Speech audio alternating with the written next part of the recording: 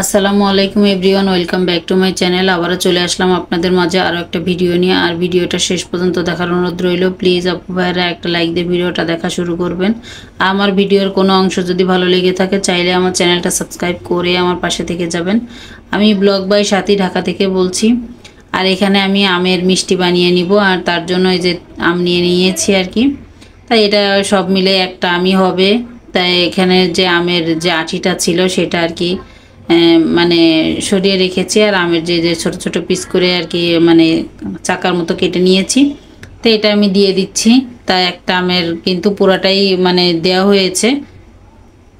তো এখানে আমি ব্লেন্ড করে নিলাম, আর ব্লেন্ড করে একদমই মিহি করে ব্লেন্ড করে নিয়েছি। আর এইভাবে যদি করা হয় তাহলে কিন্তু খুব সুন্দর হয়।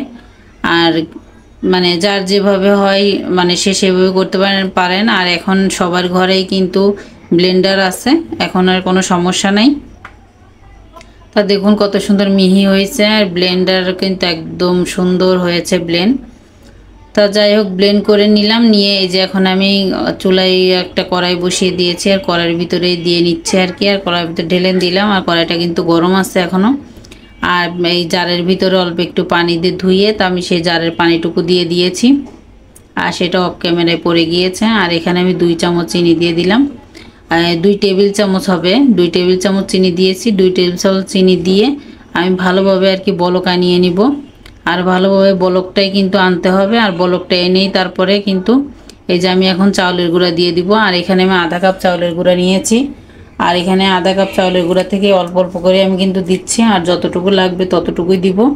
কিন্তু আমি সব ঢেলে দিইনি, দেখতেই পাইলেন, আমি কিন্তু রেখে দিয়েছি। আবার যখন লাগবে তখন আবার দিব। সামান্য একটু লবণ দিয়ে দিচ্ছি যেহেতু চাউলের গুঁড়া। আর এটা কিন্তু মানে রসমালাই পিঠাও আপনারা বলতে পারেন, আর শুধু পিঠাও বলতে পারেন, আমের পিঠাও বলা যেতে পারে। তা আমি এটা রসমালাই পিঠাই বললাম। মানে একদমই রসমালাইয়ের মতোই খেতে হয়েছে, এতটা মজা হয়েছে। আমার বাচ্চারা খুবই পছন্দ করেছে, আমার হাজব্যান্ডও পছন্দ করেছে। আর আমার ছোটো মেয়ে তো বলতেছে যে আম্মু আবারও কালকে তুমি এভাবে আমাকে বানিয়ে দিবা। তা আমি অল্প করেই বানিয়েছিলাম, যে খাওয়া যাবে নাকি যদি ভালো না লাগে তার জন্য। তা যাই হোক, খেতে খুবই মজা হয়েছিল, সবাই খুবই পছন্দ করেছে।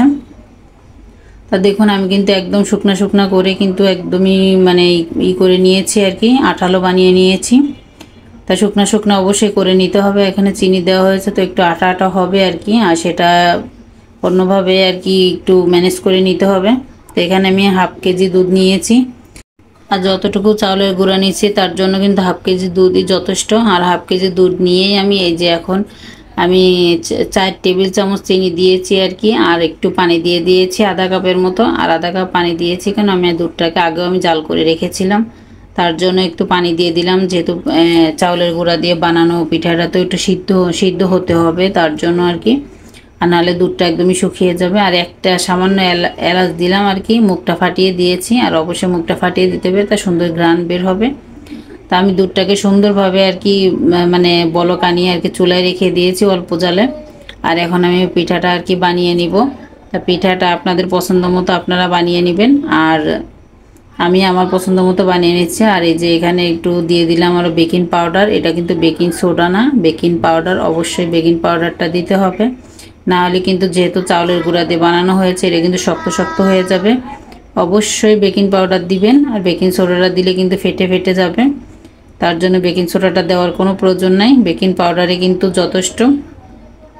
খুব সুন্দর নরম হবে। আর এই যে দেখুন এটা কিন্তু আঠালো হয়েছে, তার জন্য আমি একটু ঘি দিয়ে দিচ্ছি, আর ঘিটাই দিতে হবে। আর ঘিটা দিলে সুন্দর একটা ফ্লেভার আসবে। আর ঘিটা দিয়ে আমি আবার একটু মেখে নিচ্ছি, আর মেখে নিয়ে কিন্তু তারপরে আমি হাতটা ধুয়ে নিব। আর হাতটা ধুয়ে তারপরে আমি পিঠাগুলো বানিয়ে নিব। তা দেখুন এই যে সুন্দরভাবে মাখা হয়ে গিয়েছে। আমরা হাতটা ধুয়ে হাতে একটু ঘি মাখিয়ে নিয়েছি। আর তেলও দেওয়া যেতে পারে, কিন্তু তেল দিলে একটু তেল তেল গন্ধ বের হবে, তার জন্য আর কি তেলটা না দেওয়াই ভালো। একটু ঘি দিলে খুব ভালো হয়, সুন্দর একটা সেন্ট আসে, আর খেতেও কিন্তু দারুণ হয়। মানে এতটা মজা হয়েছিল যে আপনাদেরকে আমি কিভাবে বুঝাবো, অবশ্যই আপনারা বানিয়ে খাবেন তাহলে বুঝতে পারবেন।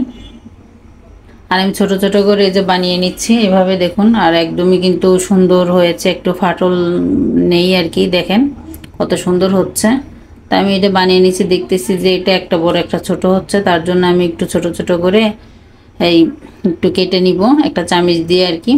আর এরকম করে নিলে কিন্তু তাড়াতাড়িও হয়ে যাবে আর সবগুলো একই সাইজ হবে, একটা ছোট একটা বড় হবে না। আর এর জন্যই আমি এইভাবে আর কি এই টেকনিকটা মানে অবলম্বন করলাম। তা সবগুলো বানিয়ে নিয়েছি। এই যে দেখুন সবগুলো বানানো হয়ে গেছে। আমার কিন্তু 35টা হয়েছে আর দুধটা কিন্তু অবশ্যই আমার বলক আনানোই আছে।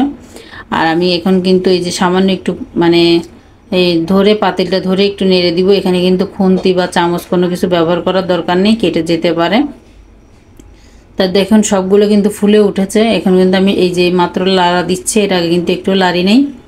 এই যে দেখুন সবগুলো ফুলে উঠেছে। এই দেখুন কত সুন্দর হয়েছে, ফুলে সব ডাবল হয়ে গিয়েছে, মানে যতটুকু বানিয়েছে তা ডাবল হয়ে গিয়েছে একটা। মানে এটাকে মিষ্টিও বলতে পারেন। তা আমার মেয়ে বলতেছিল, ছোটো মেয়ে বলতেছিল যে আম্মু একটু রসমালাই বানাও। তা আমি আর কি এই টেকনিকটা অবলম্বন করলাম। রসমালাইও হলো, আমের পিঠাও হয়ে গেল। তা আমের পিঠা যেহেতু আম দিয়ে বানানো হয়েছে, যেহেতু আমের পিঠাটাই বলা যেতে পারে, আর আমের রসমালাই পিঠাও বলা যেতে পারে। তা আমি যে একটু ফ্রিজে রেখেছিলাম, আমি আধা ঘন্টার মতো ফ্রিজে রেখেছি। আর 1 ঘন্টা রাখলে আরও বেশি ভালো হতো, ঠান্ডা হতো বেশি, খেতেও ভালো লাগতো। তা আমি আধা ঘন্টার মতো নর্মাল ফ্রিজে রেখে আর কি দেখুন উপরে কিন্তু সর পড়ে গিয়েছে, সুন্দর একটা কালার এসেছিল। একটু মানে চামচ দিয়ে একটু নাড়িয়ে দিলাম, নাড়িয়ে দিয়ে যে এখন মানে কাঠবাদাম দিয়ে দিচ্ছি আর কি। আর আপনাদের কাছে যে বাদাম থাকে সেই বাদাম দিয়ে গার্নিশ করতে পারেন, কোনো সমস্যা নেই। এটা জাস্ট দেখা সৌন্দর্যের জন্য, তাছাড়া কিছুই না। এই যে সুন্দর হয়েছে, খেতেও কিন্তু দারুণ হয়েছিল। আবারও বলছি অবশ্যই আপনারা বাসায় ট্রাই করবেন, একবার হলেও বাসায় ট্রাই করে দেখবেন। আর আজকের মতো বিদায় নিচ্ছি, আল্লাহ হাফিজ, আসসালামু আলাইকুম।